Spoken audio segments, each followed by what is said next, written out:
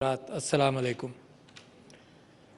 आज इस्लामाबाद के इस पुरसुकून माहौल के अंदर इक़्तिसादी ताउन तंजीम और पैको की पार्लिमानी असम्बली की दूसरी जनरल कॉन्फ्रेंस में ECO के अरकान ममालिक Afghanistan, Azerbaijan, Iran, Kazakhstan, Kyrgyzstan, Pakistan और ताजिकिस्तान और तुर्कमेनिस्तान, तुर्की और उज़्बेकिस्तान के अरकान पार्लियामेंट और उनके वफूद का खैर मक़दम करते हुए मुझे बेहद खुशी हो रही है। आज की ये तकरीब ECO पार्लिमानी बरदरी के अवामी नुमाइंदों की दोस्ती, एतमाद और बाहमी मुफ़ाहमत के जज्बे के तहत मुश्तरका खुशहाली के लिए मिलकर काम करने की कोशिश और अज़म ज़ाहिर करती है।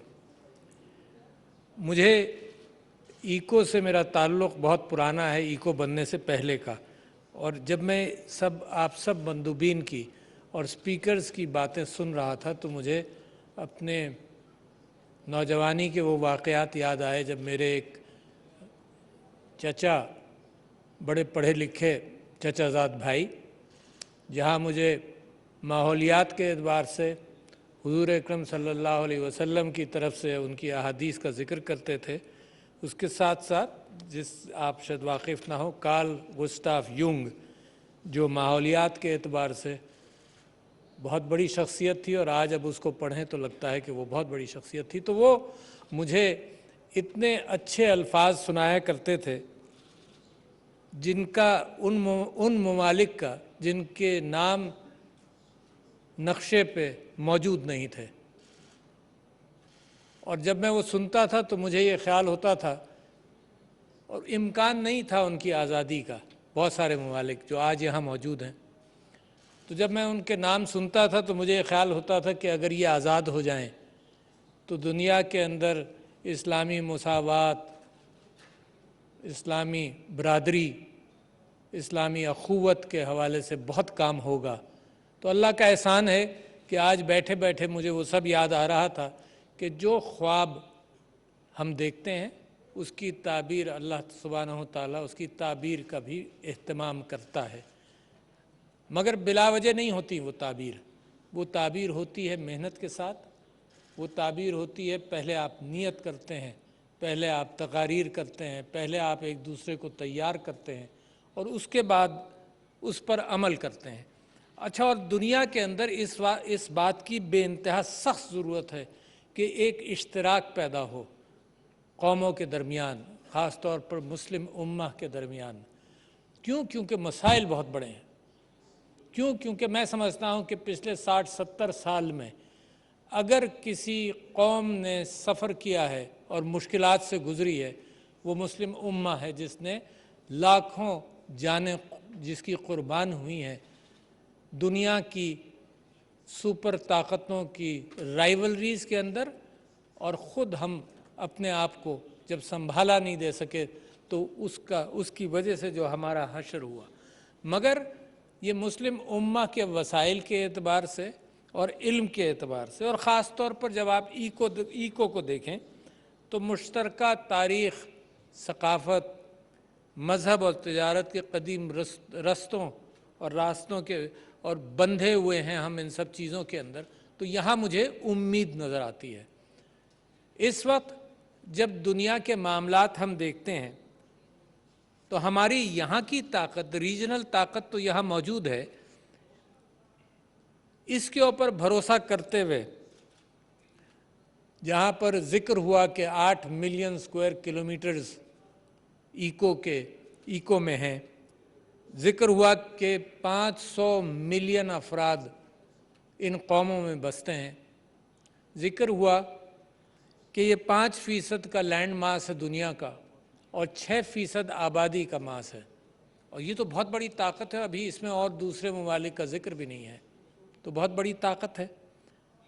और इस वक्त दुनिया का हाल क्या है, यानी जो फोरम्स हैं, आपने एक बड़ी अच्छी फोरम ECO के नाम से बनाई हुई है। दुनिया की फोरम्स इस वक्त अक़दार से आरी, मोरालिटी का जिक्र नहीं है, और वेस्टेड इंटरेस्ट और अपने मतालिब की बुनियाद पर, ज़रूरियात और ख्वाहिशात की बुनियाद पर इकट्ठा होते हैं, अखलाकियात का उसमें कोई जिक्र नहीं है। तो लिहाजा इस वक्त दुनिया को क्या ज़रूरत है? इस वक्त दुनिया को ज़रूरत उस लीडरशिप की है जो इंसानियत वाली लीडरशिप हो। इस वक्त दुनिया को वो ज़रूरत है उस बात की जो इनकलाब मेरे नबी सल्लल्लाहु अलैहि वसल्लम लेकर आए, जिसमें इंसानियत को अहमियत दी, जिसमें माहौलियात को अहमियत दी, जिसमें इस बात का जिक्र हुआ। देखिए आज आपने सब ने जिक्र बीमारी का किया, कोविड का किया, इंसान के ऊपर जो मुश्किलात आई हैं उनका जिक्र किया, उसमें माहौलियात तो बड़ी अहम है। तो मेरे नबी सल्लल्लाहु अलैहि वसल्लम माहौलियात की बात, जब पानी बहुत था तब भी जिक्र किया कि दरिया के साथ भी वज़ू करो तो एहतियात के साथ करो। खुद अपने ऊपर किफ़ायत करते थे। आजकल वेस्ट का माहौल है। तो जो और अखलाकियात और इंसानियत और इंसाफ, ये बुनियादें बनी मुसलमान माशरे की। जैसे जैसे मुसलमान माशरों ने इन बुनियादों को छोड़ा है तो दूसरी कौमों ने हमारे साथ वो किया जो तरक्की याफ्ता कौमें कमज़ोरों के साथ करती हैं। जब आप आज दुनिया में बात करते हैं कि जुल्म रोक दो, हमारे ऊपर जुल्म क्यों है? हमारे ऊपर अक़दार के एतबार से डबल स्टैंडर्ड्स क्यों हैं? तो दुनिया आपकी बात सुनती भी नहीं है।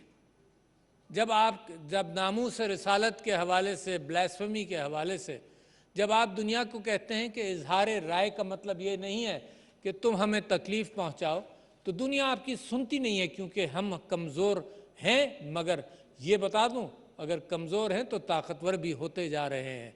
दुनिया नहीं सुनती आपकी। फिर दुनिया को आप कहते हैं कि तुम्हारे यहाँ डबल स्टैंडर्ड्स हैं। तुम हॉलोकॉस्ट के बारे में यूरोप के अंदर गुफ्तगू करने से रोकते हो, और जो गुफ्तगू उसको चैलेंज करेगा उसको सज़ा देने के लिए तैयार हो। तुम्हारा कानून कहता है। क्यों कहता है? इसलिए कि वो आपके ज़मीर पर भारी है। इसलिए कानून सज़ा देता है कि कोई उससे इनकारी करेगा तो वो आपको तकलीफ़ दे आपके लिए होगी। और जब हम कहते हैं कि हमारे नबी सल्लल्लाहु अलैहि वसल्लम जो ज़िंदगी में हमें सबसे ज़्यादा अजीज़ हैं, उनके ख़िलाफ़ अगर तुम बात करोगे तो हमें तकलीफ़ होती है, तो वो आपकी सुनती नहीं है दुनिया। तो लिहाजा जहाँ आप मुख्तलिफ़ चीज़ों से गुज़रते हुए, आप किन किन चीज़ों से गुज़रे हैं? दहशत गर्दी से गुज़रे हैं। आपके ऊपर इल्ज़ामात लगे। इस दहशत गर्दी के चक्कर में जो असली तहरीकें थीं आज़ादी की, उनको भी दहशत गर्दी के फ्रेमवर्क के साथ देखा गया। हिंदुस्तान दुनिया को ये कहता रहा कि जो कश्मीर की आज़ादी की जुस्तजू है उसके अंदर दहशत गर्दी है। फ़लस्तीन की आज़ादी के हवाले से इसराइल कहता रहा दहशत गर्दी है। तो लिहाजा हमारे ऊपर तो जो आज़ाद होना चाहते थे, जिनके साथ जुल्म था, जिनकी ज़मीनों पर कब्ज़ा किया गया था, उनके ऊपर दहशत गर्दी का लेबल लगाकर इस चीज़ को दबा दिया गया। फिर हमारे यहाँ खुद कुछ मसाइल पैदा हुए जिसमें अदम बर्दाश्त, इंटॉलरेंस एक बहुत बड़ा मसला है। हमें कोशिश करनी पड़ेगी आपस में भी, इंसानियत के एतबार से। जो अदम बर्दाश्त की कैफियत है, ये मामलात को चलने नहीं देती, इन कौमों को तरक्की नहीं करने देती। तीसरी बात जिससे आप गुजरे हैं और पाकिस्तानी कौम भी गुजरी है, वो एक इंतहा पसंदी की कैफियत है, जिसके अंदर मज़हब के इंटरप्रिटेशंस के अंदर भी एक एक्सट्रीम्स की तरफ हम गए। और हमने ये देखा कि दुनिया को इस्लाम का वो रुख दिखाया गया जो हकीकत से दूर था। ये मसाइल मौजूद हैं। इसके साथ साथ माहौलियात के मसाइल, इसके साथ साथ कोविड-19 के जो मसाइल हुए, उसने दुनिया को हिला कर रख दिया। हमें और आपको तो अंदाज़ा भी नहीं था, पता भी नहीं था। हम तो यही पढ़कर ताज्जुब करते थे कि अलम तरा कैफ़ फ़अल रब्बुका बिअस्हाबिल फ़ील, कि अबाबील के मुंह में कंकरियाँ होंगी, उससे भी हाथी मर जाते हैं। तो अल्लाह ने कुदरत अपनी दिखाई कि जो तुम सोचते थे कि हो सकता है, नहीं हो सकता, तो वो ऐसा वायरस का जिसको अगर जमा किया जाए तो एक कैन का आधा भी भरा नहीं जा सकता। सारी दुनिया का वायरस अगर जमा कर लें, उसने इंसानियत को हिला कर रख दिया। तो ज़रूरत इस बात की है कि जहां माहौलियात के एतबार से आप बात करें तो कम से कम दुनिया के अंदर जो आपके मुताल्लिक सोच है उसका भी मुकाबला करें, जो तास्सुब आपके ख़िलाफ़ है उसका भी मुकाबला करें। और वो कैसे होता है? वो अल्फाज के ज़रिए, वो आपकी आउटरीच के ज़रिए, वो सोशल मीडिया के ज़रिए, वो टेलीविज़न के ज़रिए, वो आपके अच्छे कामों के ज़रिए होता है। और इस वक्त दुनिया के अंदर आप मुसलमान ममालिक ने ये बात अब शुरू की है कि दुनिया को बताया जाए कि ब्लास्फेमी क्या है, इस्लामोफोबिया क्या है। अच्छा, इस्लामोफोबिया सिर्फ ये ज़िक्र की बात नहीं है कि तकलीफ़ हमें पहुंची। इस्लामोफोबिया की बुनियाद पर कौमों की पॉलिसीज़ बन जाती हैं, और कभी कभी कौमों को अगर एहसास होता है तो उसका ज़िक्र नहीं होता, मगर कौमों की इंटरनेशनल पॉलिसीज़ के अंदर मुसलमान ममालिक के साथ एक तासुबाती कैफियत हो रही है। और कुछ लोग यहाँ बैठे हुए हैं, कुछ लोग इस बात से वाकिफ़ हैं कि उनके ममालिक के साथ भी वो कैफियत रही है। जब वो यूरोपियन यूनियन ज्वाइन करना भी चाहते थे तब भी उनके साथ जो सलूक किया गया वो मुख्तलिफ था। अब कोविड के हवाले से मिसाल के तौर पर मैं आपसे कहूं कि दुनिया के अंदर बहुत इसका प्रेशर रहा। पाकिस्तान ने एक अनोखी इसके अंदर जस्तजू रखी है।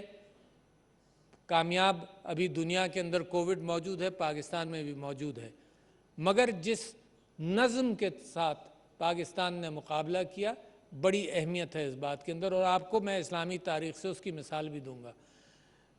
जिस तंजीम के साथ इसका मुकाबला किया गया, एक ये जज्बा कि हम अपने यहाँ लॉकडाउन करके और बंद करके लोगों के रोज़गार को ख़त्म नहीं करेंगे, ये एक जज्बा ऐसा था कि जिसके अंदर फिर अल्लाह ने बरकत डाली। मगर दुनिया कहती थी कि बंद कर दो। हमारे प्राइम मिनिस्टर ने इस बात का अहतमाम किया कि रोज़गार ख़त्म नहीं होने देंगे, एहतियात करेंगे। दुनिया कहती थी कि तुम अनपढ़ मुल्क हो, तुम्हारे यहाँ काफ़ी लोग अनपढ़ हैं, तुम नज़्म व ज़ब्त के साथ कर नहीं सकते। जो हमने देख लिया, जिन ममालिक के अंदर नज़्म व ज़ब्त था वो तो बाकायदा प्रोटेस्ट कर कर, जलसे जुलूस कर कर वायलेट करना चाहते थे वो जो तरीक़ेकार बताए गए।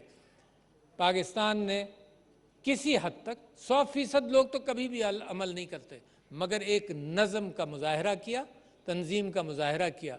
मसाजिदें एहतमाम के साथ, SOPs के साथ खुली रखी, अल्लाह से ताल्लुक़ बरकरार रखा। लिहाजा मुकम्मल कामयाबी अभी नहीं हुई है और हम अपना जारी रखते हैं अपने प्रिवेंशंस को, मगर एक तंजीम के साथ। और तंजीम क्यों ज़रूरी है मुल्कों के लिए? मेरे नबी सल्लल्लाहु अलैहि वसल्लम जब इमामत भी करते थे तो मुड़कर देखते थे और कहते थे कि लाइन तुम सीधी बनाओ। तंजीम की अहमियत उन कौमों के अंदर है जो कौमें तरक्की करती हैं, और जैसे जैसे मुसलमान अपने अंदर एक नज़म पैदा करेगा, इंस्टीट्यूशंस का क़याम करेगा। बग़ैर इंस्टीट्यूशंस के तरक्की नहीं होती। इंस्टीट्यूशंस का क़याम करेगा, रखेगा, एहतमाम रखेगा, तो सारा यूरोप के अंदर जो तरक्की हुई और उसकी तारीख़ आप देख लें कि जिन ममालिक के अंदर इंस्टीट्यूशंस बने, जो वेस्टर्न यूरोप के अंदर, वहाँ तरक्की हुई। ईस्टर्न यूरोप के अंदर कई कई 100 साल पीछे रहे क्योंकि इंस्टीट्यूशंस की अहमियत नहीं थी। तो मैं समझता हूँ कि जब इको बात करे तो साथ साथ मैं पढ़ रहा था और मुझे बड़ी खुशी हुई जो मौजू आपकी गुफ्तगू के अंदर अगले 2 दिन के अंदर आएंगे, उसमें औरतों का मुकाम लीडरशिप के अंदर भी बड़ा अहम मौजू है। क्योंकि मैं समझता हूँ पाकिस्तान के अंदर कायद आज़म मोहम्मद अली जिन्ना ने जब भी ये बात की तो कहा कि जब तक औरत बराबरी के साथ, काम के अंदर बराबरी के साथ नहीं निकलेगी माशरों के अंदर, तब तक पूरी यगानगत के साथ कौम के अंदर वो कैफियत पैदा नहीं होगी। हम आपस में इको के अंदर ताल्लुकात बेहतर करना चाहिए। तिजारत के बड़े मौक़े हैं। चाइना पाकिस्तान इक़्तिसादी राहदारी एक मिसाल है जिसके एतबार से बहुत सारे सेंट्रल एशियन कंट्रीज़ का ताल्लुक़ पानी के साथ और समंदर के साथ होगा। यही तरीक़ा तिजारत का आपस में हम ममालिक के अंदर उसको फ़रोग़ देंगे, और आप ही के मौज़ूआत के अंदर तिजारत का फ़रोग़ भी है और टूरिज़म का फ़रोग़ भी है, ताकि आपस में हम इन कौमों के अंदर, इको वाली कौमों के अंदर, हम आपस में दोस्तियाँ बढ़ाएं, आपस में तरक्की के रास्तों के अंदर कंपटीशन करें। इस वक्त दुनिया के अंदर जिन मुजालिम से गुजर रहे हैं, उसका मुकाबला करने का एक तरीक़ा जैसे मैंने आपसे ज़िक्र किया वो ये है कि अपने आप को जब ताकतवर मईशत के एतबार से, माशरत के एतबार से, माशरत ताकतवर और मईशत ताकतवर के साथ जब दुनिया में कदम रखोगे तो सब आपकी बात भी सुनेंगे। हमारे वज़ीर फॉरेन अफेयर्स के, उन्होंने एक बात कही जाकर, उनके ऊपर फिर लेबल लगाया गया कि आप एंटी सेमेटिक बात कर रहे हैं। आजकल गुफ्तगू के अंदर जब हम बात करते हैं कि फ़लस्तीन के अंदर लोगों को शहीद किया गया तो हम एंटी सेमेटिक बात नहीं कर रहे। बिल्कुल क्लियर रहना चाहिए आपके और हमारे जहनों में। ये लेबल लगाकर दुनिया को दिखाया जाता है, हॉलोकॉस्ट याद दिलाया जाता है, और ये जुल्म वो कौम कर रही है जो इन चीज़ों से गुजरी है। हम एंटी सेमेटिक नहीं हैं, हम एंटी ज़ायनिस्ट हैं, हम एंटी इसराइल हैं, हम एंटी अपार्थाइड हैं। ये अपार्थाइड साउथ अफ्रीका से कहीं ज़्यादा ख़राब है।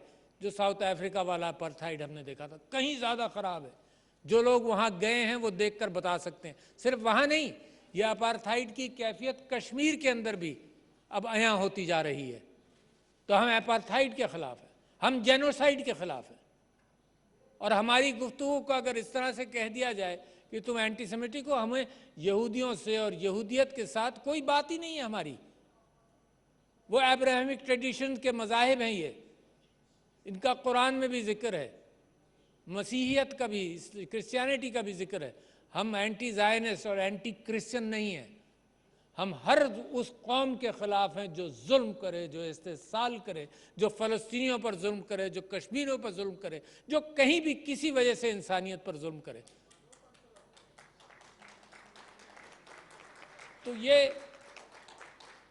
तो मैं ये समझता हूँ और मैं आपसे ये कहना चाहता हूँ कि मेरे और आपके ख्वाब और ईको के ख्वाब हैं बहुत, और उन ख्वाबों के लिए तालीम का ज़रूरी है कि तालीम हो। उन ख्वाबों के लिए ज़रूरी है कि हम इश्तराक के साथ दुनिया की पॉलिसीज़ के ऊपर असरअंदाज होने की कोशिश करें, और इसके बग़ैर इंसानी मुसावात और इंसानी इंसाफ का इम्कान नहीं है। दुनिया के अंदर, जैसे मैंने आपसे जिक्र किया, इस वक्त institutions are not based on morality, they are based on vested interest, और इस वक्त दुनिया को इस लीडरशिप की ज़रूरत है। तो ये बातें जो मैं आपसे कहता हूँ, तो उसके साथ साथ मैं समझता हूँ कि आपके जो 3-4 दिन के 2 दिन के कॉन्फ्रेंस होगी, इसमें से बहुत अच्छी चीज़ें निकलने का इम्कान है। सेशंस का आगाज़ हो चुका है। मुझे यकीन है कि शुरका आपस में बामकसद गुफ्तगू करेंगे, बामकसद ऐसे कामों की नियत करेंगे जिसको आप इम्प्लीमेंट भी करेंगे। ये याद रखिएगा कि कभी कॉन्फ्रेंसेस ऐसी होती हैं, बैठते हैं, गुफ्तगू करते हैं और बर्खास्त हो जाते हैं। तो मुझे यकीन है कि जिस तरह से मुसलमानों के अंदर निशात सानिया की कैफियत पैदा हो रही है, तो अब आप जो डिलिब्रेशंस करेंगे उन पर अमल करने के लिए भी बहुत सारे काम करेंगे। मैं ये शुक्रिया अदा करना चाहता हूँ उज़्बेकिस्तान का कि उन्होंने पेको के चार्टर को साइन किया, और अफ़गानिस्तान का कि जिन्होंने चार्टर रेटिफाई किया। और अफ़गानिस्तान के हवाले से मैं ये बात कह दूँ कि हम सब दुआगो हैं कि अफ़गानिस्तान में अमन आए। मेरे भाइयों ने बेइंतहा कुर्बानियाँ दी हैं। मेरे भाई 30-40 साल से बड़े हालात की ख़राबी से गुज़रे हैं। सबसे ज़्यादा नुकसान अफ़गानिस्तान का अफ़गानिस्तान का हुआ। सुपर पावर राइवलरीज इनके यहाँ चलाई जाती रहीं, और उसके बाद दूसरा नुकसान पाकिस्तान का हुआ कि वहाँ से बहुत सारे रेफ्यूजीज़ पाकिस्तान में आज भी क़याम रखते हैं। और मैं तुर्की का भी ज़िक्र करना चाहता हूँ कि उन्होंने भी शाम से बहुत सारे रेफ्यूजीज़ के लिए दिल खोल कर उन्होंने उनको पनाह दी। दुनिया बात करती है, सिर्फ दुनिया ह्यूमैनिटेरियन इश्यूज़ पर हमें नसीहत करती है, मगर जब रेफ्यूजीज़ जाते हैं तो उनको मेडिटेरियन में डूबने दिया जाता है, उनको पनाह नहीं मिलती।